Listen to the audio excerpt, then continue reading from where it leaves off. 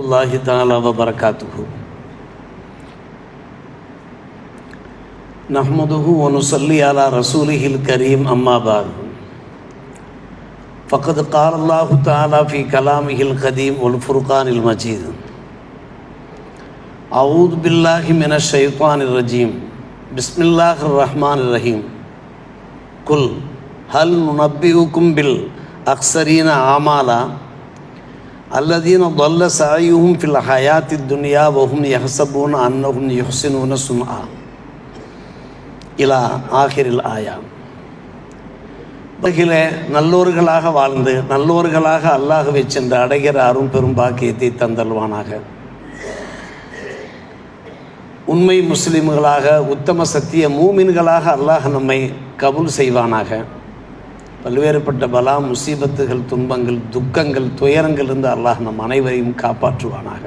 நிம்மதியான வாழ்க்கை, அமைதியான சாந்தி சமாதானமான மன நிறைவான வாழ்க்கை அல்லாஹ் ரப்புல் ஆலமீன் அனைவருக்கும் தந்தருள்வானாக.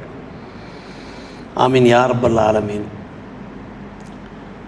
அன்புக்குரிய பெரியோர்களே, சகோதரர்களே, இந்த உலகத்திலே நாம் பல்வேறுபட்ட செயல்பாடுகளில் ஈடுபட்டு கொண்டிருக்கிறோம். மிக கவனமாக நாம் செயல்பட வேண்டியிருக்கிறது.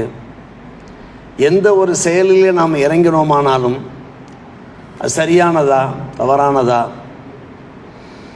பாவமான செயலா என்றெல்லாம் நாம் சிந்தித்து செயல்பட வேண்டிய அவசியத்தில் இருந்து கொண்டிருக்கிறோம். பலரும் என்ன எண்ணுகிறார்கள்? தாம் செய்வதெல்லாம் சரி என்று எண்ணிக்கொண்டிருக்கிறார்கள். அவ்வாறு செயல்பட்டு கொண்டும் இருக்கிறார்கள். ஆனால் அருமை சகோதரர்களே, பெரியோர்களே, அவை கூடுமா கூடாதா? மார்க்கத்திலே உடன்பாடானதாக இருக்கிறதா முரண்பாடானதாக இருக்கிறதா என்பதை அவர்கள் சிந்திக்க மறந்து விடுகிறார்கள். நாம் கவனமாக இருக்க வேண்டியிருக்கிறது. குர்ஆனிலே அல்லாஹ் பேசும்போது குல் ஹல் நுனப்பியுக்கும் பில் அக்ஸரீன ஆமாலா, தங்களுடைய செயல்களால் மிக நஷ்டப்பட்டவர்களை பற்றி நான் உங்களுக்கு எடுத்து கூறவா? அவர்கள் எப்படிப்பட்டவர்கள்? அவர்கள் செய்கின்ற முயற்சியெல்லாம் இவ்வுலகிலே வீணானதாக ஆகிவிடும். ஆனால் அவர்கள் நல்ல செயல்களை செய்து கொண்டிருப்பதாக எண்ணிக்கொண்டிருக்கிறார்கள். வஹும் யஹ்ஸபூன அன்னஹும் யுஹ்ஸினூன சுன்ஆ. யுஹ்ஸினூன் என்றால் என்ன பொருள்? நல்ல செயல்களை செய்வதாக அவர்கள் எண்ணிக்கொண்டிருக்கிறார்கள். மறுமை நாளிலே அவர்கள் மிக நஷ்டத்திற்குரியவர்களாக அல் அக்ஸரீன ஆமாலாவாக இருப்பார்கள் என்று அல்லாஹ் ரப்புல் ஆலமீன் நமக்கு எச்சரிக்கை விடுக்கிறான். அன்பு சகோதரர்களே, பெரியோர்களே, எதற்காக இந்த வசனத்தை அல்லாஹ் இறக்கி அருள் இருக்கிறான்? இந்த உலகத்தில் நாம் ஒவ்வொரு எட்டும் எடுத்து வைக்கிற போது, ஒவ்வொரு பேச்சும் பேசுகிற போது, ஒவ்வொரு செயல்பாட்டிலேயும் நாம் ஈடுபடுகிற போது அது சரியானதா தவறானதா?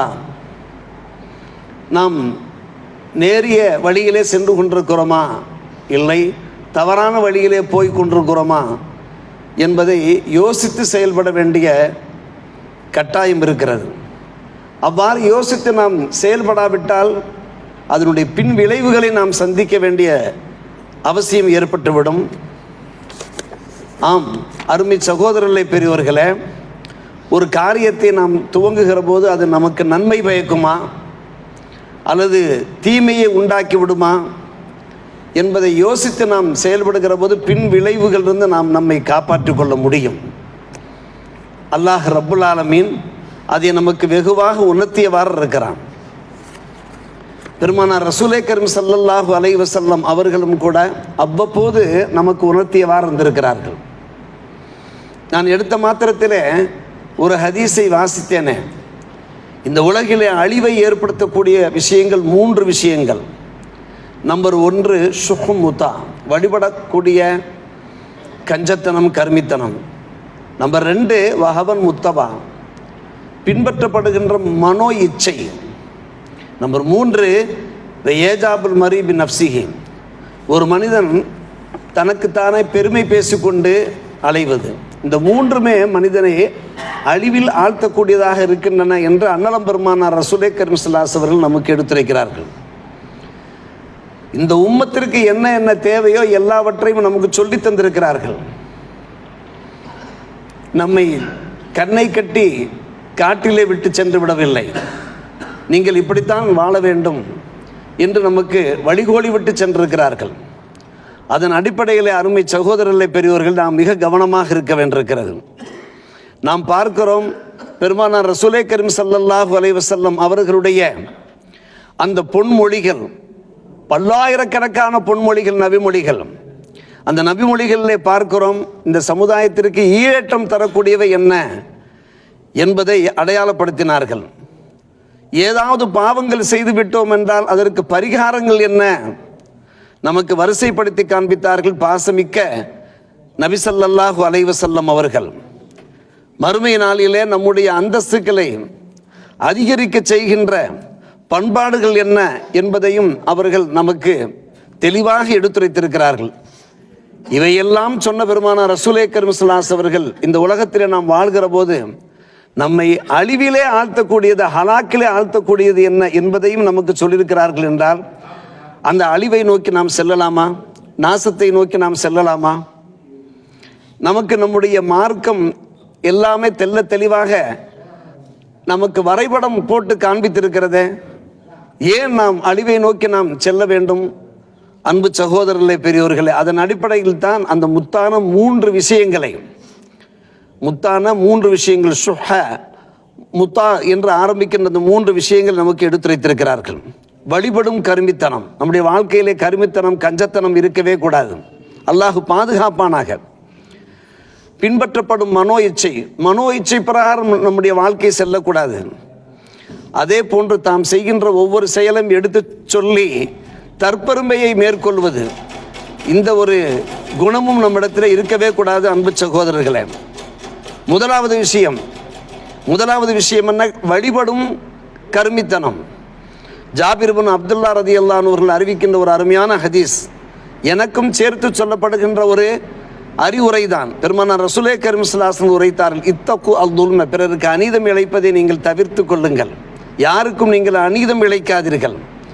ஃபைன்ன துலும துலுமாத்துன் யௌமல் கியாமா, நாம் செய்கின்ற அநியாயங்கள் எல்லாம் மறுமை நாளிலே நமக்கு கும்மிருட்டுக்களாக காட்சியளிக்கும், குருட்டு உலகத்திலே கொண்டு போய் விட்டுவிடும். வத்தகு ஷுஹ, நீங்கள் கரிமித்தனத்தையும் அஞ்சு கொள்ளுங்கள், பயந்து கொள்ளுங்கள் என்று சொன்னார்கள். என்ன காரணம் என்பதையும் அவர்கள் விவரித்தார்கள். ஃபைன்ன ஷுஹ அஹ்லக மன் கான கபலக்கும், கருமித்தனம், கஞ்சத்தனம் தான் உங்களுக்கு முன்னாடி உள்ளவர்களை ஹலாக்காக்கியது, அழிவிலே ஆழ்த்தியது. ஹமலகும் அலா யஸ்ஃபிகு திமாகும், பூமியிலே இரத்தத்தை ஓட்டுவதற்கு அதுவே காரணமாக இருந்தது.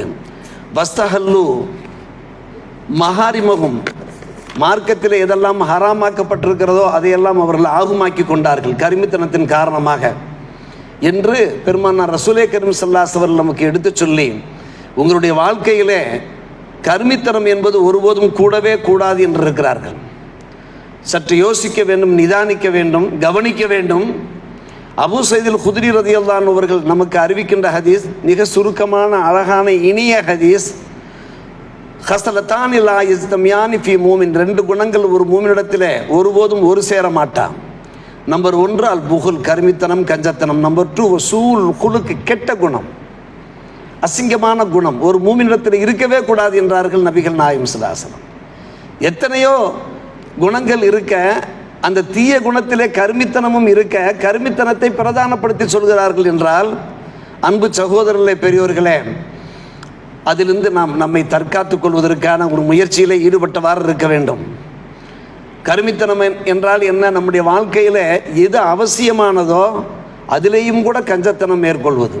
அவ்வாறு நாம் கஞ்சத்தனம் பண்ணக்கூடாது. அல்லாஹுடைய புறத்திலிருந்து நமக்கு அருள் மாதிரி கிடைக்காமல் போய்விடும்.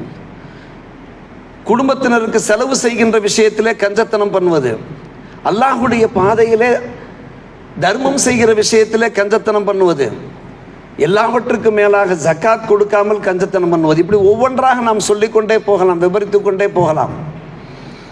இதை அல்லாஹ் ரசூல் நமக்கு விரும்பவில்லை அருமை சகோதரர்களே. காரணம், குர்ஆனிலே அல்லாஹ் தெளிவாக பேசியிருக்கிறான். வல்லதீன இதா அன்ஃபகு லம் யுஸ்ரிஃபு வலம் யக்துரு வகான பைன தாலிக கவாமா. தர்மம் செய்யக்கூடியவர்கள் இஸ்ராப் செய்ய மாட்டார்கள். வாரி வாரி வழங்கிவிட்டு அவர்கள் ஒன்றுமில்லாமல் வீட்டிலே அமர்ந்து விடவும் மாட்டார்கள். அதே சமயத்தில் வலம் யக்துரு, இறுக்கம் காட்டவும் மாட்டார்கள், கஞ்சத்தனம் செய்ய மாட்டார்கள். வகான பைனதாரிக்கு கவாமா, நடுநிலையாக நடந்து கொள்வார்கள். அல்லாஹ் ரப்புல் ஆலமீன் நமக்கு எப்படிப்பட்ட ஒரு அரிய உபதேசத்தை செய்கிறான் பாருங்கள். நீங்கள் எல்லாவற்றையும் அள்ளி கொடுத்து விட்டு நீங்கள் பச்ச பராரிகளாக வாழுங்கள் என்று குர்ஆன் ஷரீஃப் நம்மை பார்த்து பேசவில்லை.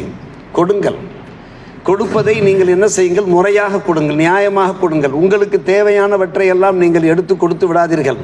அதே சமயத்தில் உங்களிடத்தில் கஞ்சத்தனமும் இருக்கக்கூடாது. அதே சூரா பனி இஸ்ராயிலில் ஒரு அருமையான வசனம், வலா தஜல் எதக்க மகுருடத்தன் இலா உனுக்கிக்க வலா தபுசுத்துஹா குல்லல் பஸ்.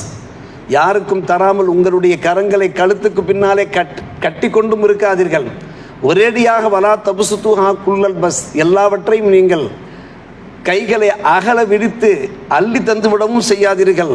அதற்கு பின்பு நீங்கள் நிந்திக்கப்பட்டவர்களாக, கேவலப்பட்டவர்களாக நீங்கள் அமர வேண்டிய நிலை உண்டாகுமே என்று அல்லாஹ் சொல்லுகிறான். என்றால் அன்பு சகோதரர்களே, நாம் என்ன செய்ய வேண்டும்? வாரி வழங்க வேண்டும். அதே சமயத்தில் நம்முடைய குடும்பத்தையும் நாம் பாதுகாக்க வேண்டும் என்கின்ற அந்த ஒரு விஷயத்தை நாம் தெரிந்து கொள்கிறோம். நாம் பார்ப்பதற்கு மிடுக்காக இருக்க வேண்டும், அழகாக இருக்க வேண்டும். அதில் நம்முடைய மார்க்கத்தில் எந்த ஒரு தடையுமே கிடையாது. நாம் போட்டிருக்கிற அணிகின்ற ட்ரெஸ் இருக்கிறதே அது நம்முடைய கம்பீரத்தை காட்டக்கூடியதாக இருக்க வேண்டும். நம்முடைய தோற்றம் இருக்கிறதே அழகிய தோற்றமாக இருக்க வேண்டும். நம்முடைய தலையை வாரிக்கொள்ள வேண்டும். இதிலையெல்லாம் நம்முடைய மார்க்கத்தில் எந்த ஒரு முரண்பாடான கருத்து கிடையாது. நாம் கேள்விப்பட்டிருக்கிறோம், அதில் கஞ்சத்தனம் கூடாது. அபுல் அஹ்வஸ் ரலியல்லாஹு அன்ஹு அவர்கள் கூறுகிறார்கள், அவருடைய அன்பு தந்தை அன்னலாரிடத்தில் வருகை தருகிறார்கள். பார்த்தால் பழைய துணியை அவர் அணிந்திருக்கிறார். கந்தல் துணி போன்று அவருடைய துணி காட்சி அளிக்கிறது. சையல் ஹல்கு, தோற்றமே பார்ப்பதற்கு பங்கரையாக இருக்கிறது. ஹுலுக்கு என்றால் குணம், ஹல்கு என்றால் தோற்றம். ஒரே ஒரு ஏராபு தான், அந்த ஏராபிலே வித்தியாசம். நபி அவர்கள் கேட்கிறார்கள், அமாலக்கமான், நம்மிடத்தில் வசதி வாய்ப்பு இருக்கிறதா இல்லையா? அபுல் அஹ்வஸனுடைய தந்தை சொன்னார்கள், யார சொல்லா, என்னிடத்தில் எல்லா வசதி வாய்ப்புகளும் இருக்கத்தானே செய்கின்றன. அல்லாஹ் ரப்புல் ஆலமீன் எனக்கு செல்வத்தை தந்திருக்கிறான், கால்நடைகளை தந்திருக்கிறான், எல்லா வசதி வாய்ப்புகளும் எனக்கு இருக்கத்தானே செய்கின்றன. அப்படியானால் பெருமானார் ரசூலே கரீம் ஸல்லல்லாஹு அலைஹி வஸல்லம் உரைக்கிறார்கள், இன்னல்லாஹ இதா அன்அம அலா அப்தின் நேமத்தன், அல்லாஹ் ஒருவருக்கு நேமத்தை தந்திருந்தான் என்றால் அஹப்பான் துராலை, அந்த நேமத்தை தன்னுடைய அடியாரிடத்திலே பார்க்க வேண்டும் என்று அவன் விரும்புகிறான். ஒரு நேமத்தை நமக்கு அல்லாஹ் தந்திருந்தான் என்றால் அந்த நேமத்தை நம்மிடத்தில் பார்க்க வேண்டும் என்று அல்லாஹ் விரும்புகிறான். உனக்கு அல்லாஹ் ரப்புல் ஆலமீன் எல்லா வகையான மாலையும் கொடுத்து, செல்வத்தை கொடுத்து, நீர் ஏன் இப்படி பஞ்ச பராரியாக காட்சியளிக்க வேண்டும், அருவருப்பான முறையில் காட்சியளிக்க வேண்டும் என்று பெருமானார் ரசூலே கரீம் ஸல்லல்லாஹு அலைஹி வஸல்லம் பேசுகிறார்கள். நாம் அழகாக, கம்பீரமாக, சங்கையாக இருக்க வேண்டும் என்று நமக்கு உரைக்கிறார்கள். அதிலே கருமித்தனம் ஒருபோதும் கூடவே கூடாது.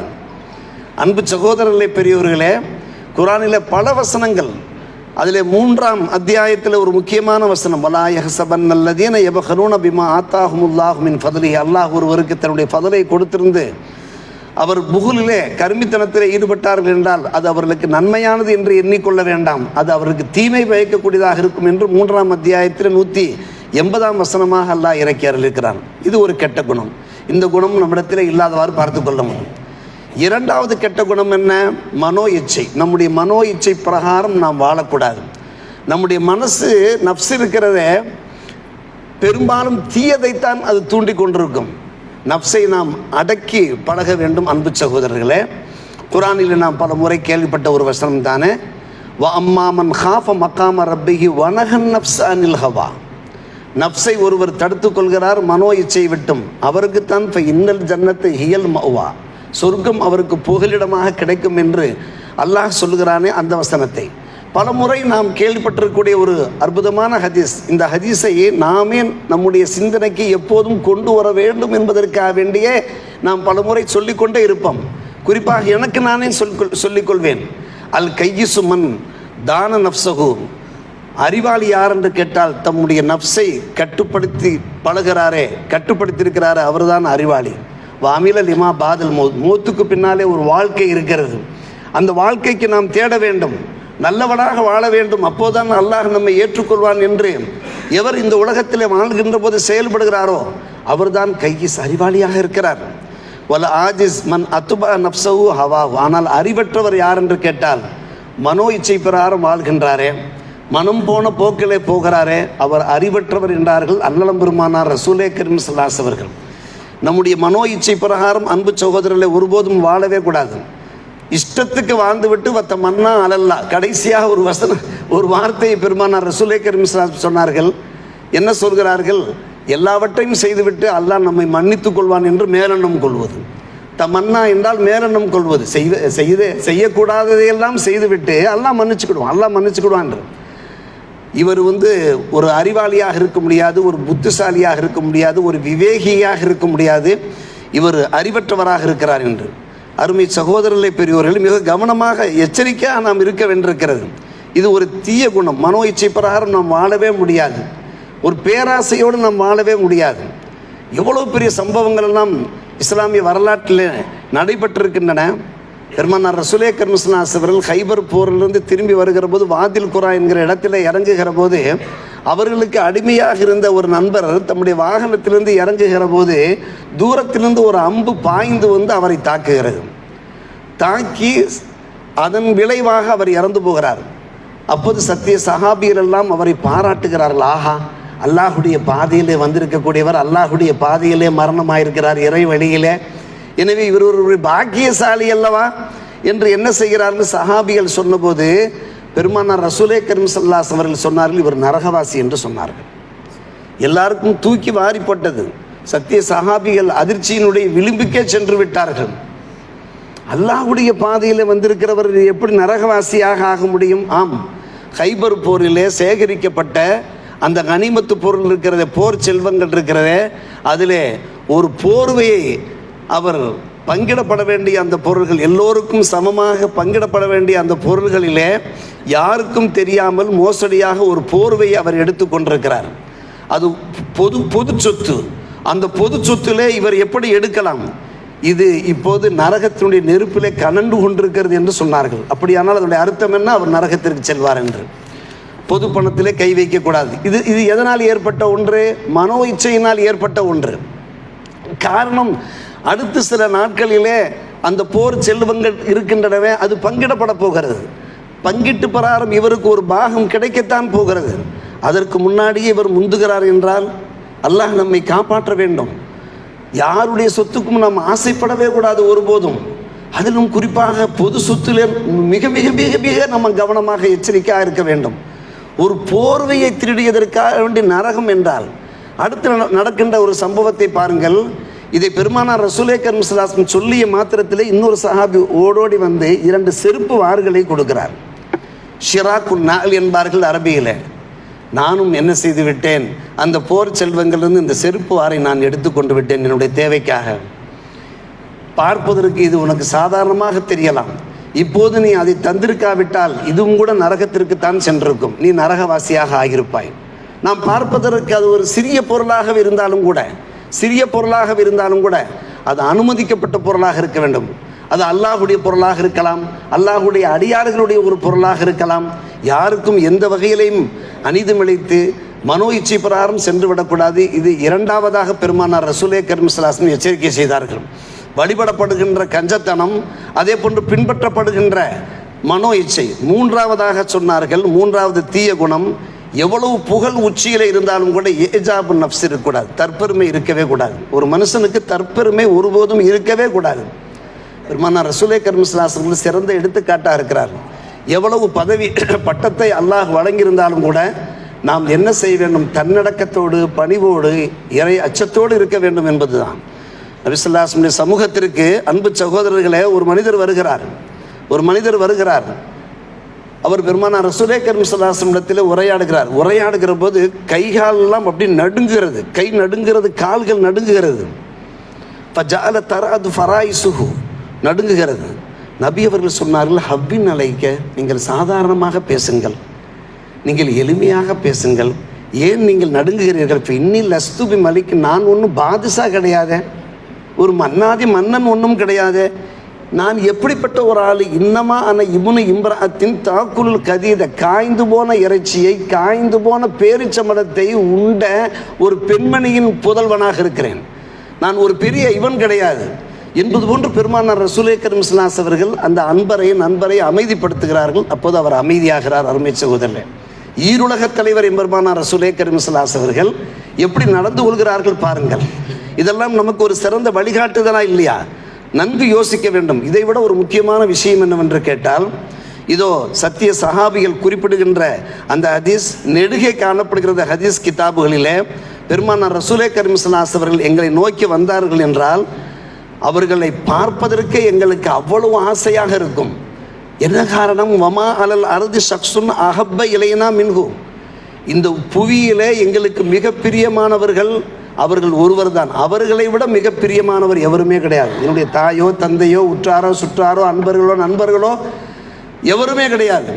அப்படி ஒரு அஹப்பானவர்கள் வருகிற போது பமா நக்குமுலகு, நாங்கள் எழுந்து நிற்க மாட்டோம். பெருமானார் வருகிற போது நாங்கள் எழுந்து நிற்க மாட்டோம். சாதாரணமாக எழுந்து நிற்பார்களா இல்லையா?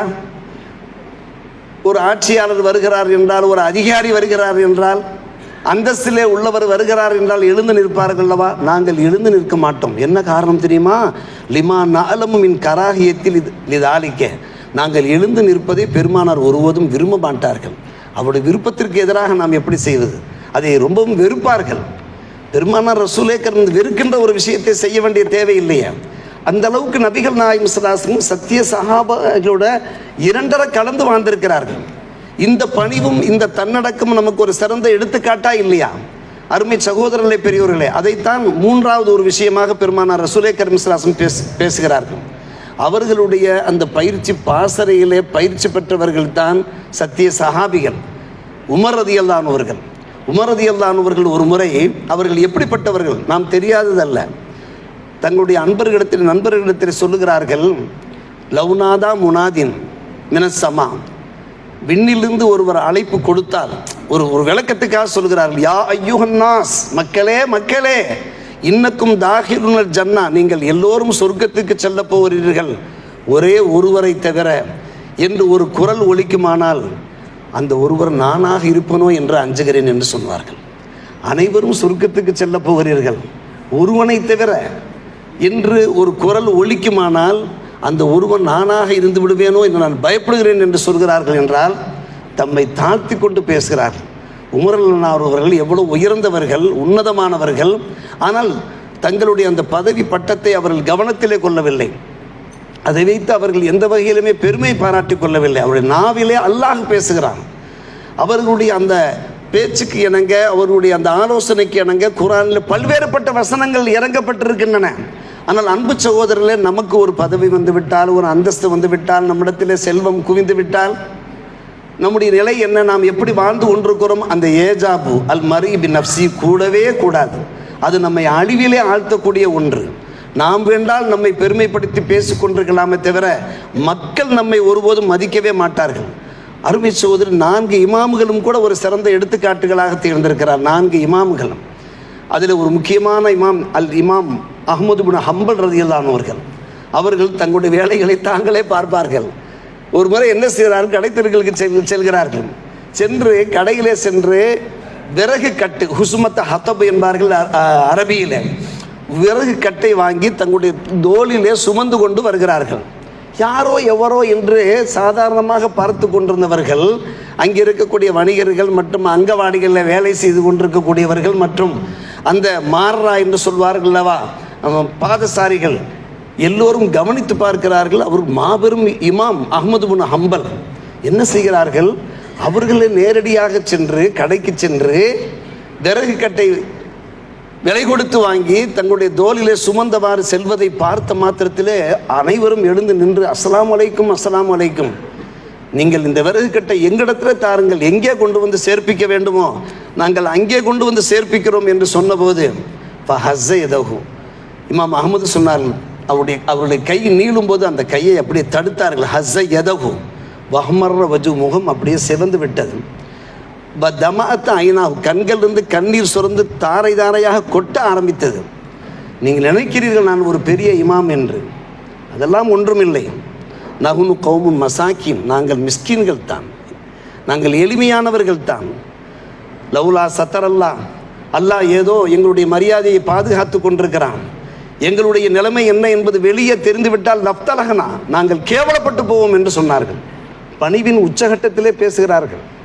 வாழ்க்கையெல்லாம் இபாதத்திலே வாழ்ந்தவர்கள், இறையச்சத்தோடு வாழ்ந்தவர்கள், பல்லாயிரக்கணக்கான மசாயில்களையே அன்பான பெருமக்களே இந்த சமுதாயத்திற்கு ஆய்வு செய்து சமர்ப்பித்த ஒரு ஆய்வு செம்மல் இமாம் அஹ்மது பின் ஹம்பல் ரலியல்லாஹு அன்ஹு அவர்களுடைய அந்த உரையாடலை கேட்கிற போது நமக்கு எவ்வளவு மனசை அது இலக வைக்கிறது என்பதை பாருங்கள். ஆம், நாங்கள் சாதாரணமான மக்கள் என்று சொல்லி அப்படியே அழுது கொண்டே போகிறார்கள். மக்கள் இப்படி கொண்டாடுகிறார்கள், இதன் விளைவாக நம்முடைய மனசில் ஒரு பெருமை வந்துவிடக்கூடாது, ஒரு கர்வம் வந்துவிடக்கூடாது, அதன் விளைவாக அல்லாஹ்வுடைய கோபத்திற்கு நாம் ஆளாகிவிடக்கூடாது என்று நினைக்கிறார்கள் என்றால், பெருமானார் ரசூலே கரீம் ஸல்லல்லாஹு அலைஹி வஸல்லம் நமக்கு தேவையான எல்லா விஷயங்களையும் வழிகாண்பித்திருக்கிறார்கள். வெற்றியை தரக்கூடியவை எது, ஈடேற்றத்தை தரக்கூடியவை எவை என்றெல்லாம் சொல்லிக் கொடுத்த பெருமானார் ரசூலே கரீம் ஸல்லல்லாஹு அலைஹி வஸல்லம் அவர்கள் இந்த உலகத்திலே அழிவை ஏற்படுத்தக்கூடியவைகள் எவை என்பதையும் இந்த 3 முக்கியமான விஷயங்கள் மூலமாக நமக்கு உணர்த்தி காண்பித்திருக்கிறார்களே. நாம் உஷாராக இருக்க வேண்டும். ஒவ்வொரு சொல்லிலையும், ஒவ்வொரு செயலிலையும், ஒவ்வொரு நடவடிக்கையிலையும், நம்முடைய அணுகுமுறைகளிலேயும் மிக மிக கவனமாக இருக்க வேண்டும். நம்மிடத்திலே கருமித்தனம் இருக்கக்கூடாது, மனோ இச்சை பிரகாரம் நாம் வாழவும் கூடாது. நம்முடைய சொல்லு செயலில் எந்த வகையில் பெருமை வந்து விடாதவாறு நாம் நம்மை பார்த்து கொள்வதன் மூலமாக, கவனப்படுத்திக் கொள்வது, எச்சரிக்கையாக இருப்பதன் மூலமாக நாம் அல்லாஹ்வுடைய அன்பை, அவனுடைய தனிப்பெரும் கருணை பெற வாய்ப்பு இருக்கிறது என்கின்ற நல்ல உபதேசத்தோடு நம்முடைய உரை நிறைவு செய்கிறோம். வாஹிர் தாவானா அல்ஹம்துலில்லாஹி ரப்பில் ஆலமீன். அஸ்ஸலாமு அலைக்கும் வரஹ்மத்துல்லாஹி வபரகாத்துஹு.